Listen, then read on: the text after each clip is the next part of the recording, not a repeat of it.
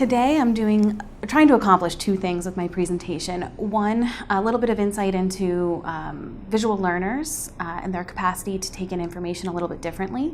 I am one of those visual learners, so I rely heavily on a tool called mind mapping to brainstorm, essentially.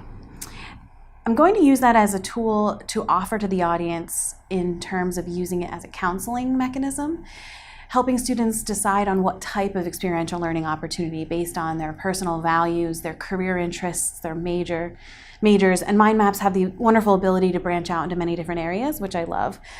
Plus, students get to be creative and hands-on tactile while we're talking and having a conversation.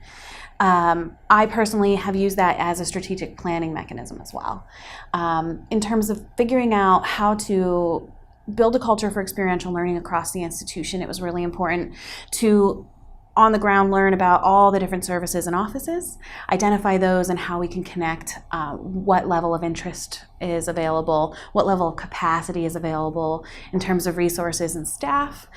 So it'll be a quick presentation. I'll probably start off speaking about visual learners and the idea of mind mapping, as well as some of the research done on mind mapping as a tool, and then cruise into how our participants can use it as a counseling tool, and then provide an overview of experiential learning at BMCC and how it's linked to our strategic framework. I've presented this at the Cooperative Education Internship Association in early April.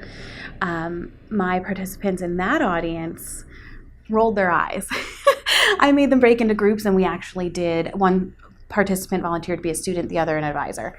But by the end of the session, it was very clear that the idea of, for example, a criminal justice major and the different areas of industry that overlap with that major and the different work experiences that could be an outcome of studying were so vast, and the areas that overlap with the personal value system.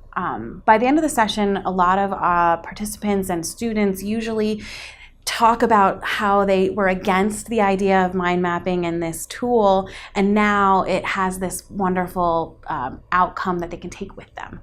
So for most students, it takes a little time to get started. So the brainstorming part is usually where I have to do a lot of prompting. Well, what are the kinds of skills a veterinarian might use? What are the kinds of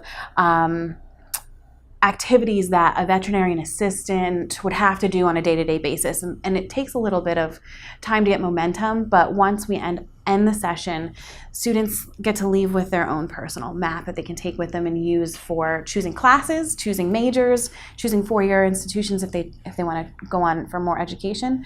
And for me personally, it's picking the first step that is an experiential learning opportunity that would be strategic towards their end goal. For students who maybe aren't as interested in a lengthy conversation or aren't as giving of themselves in terms of their feelings, they might have had bad advising sessions or sessions where they weren't quite sure what questions to ask.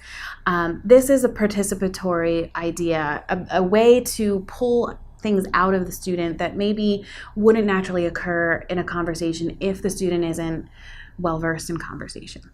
So for me, I like to give an assignment. I like to work on something with the student, and we've gone through a journey together in creating a mind map. So I find that it really builds strong relationships.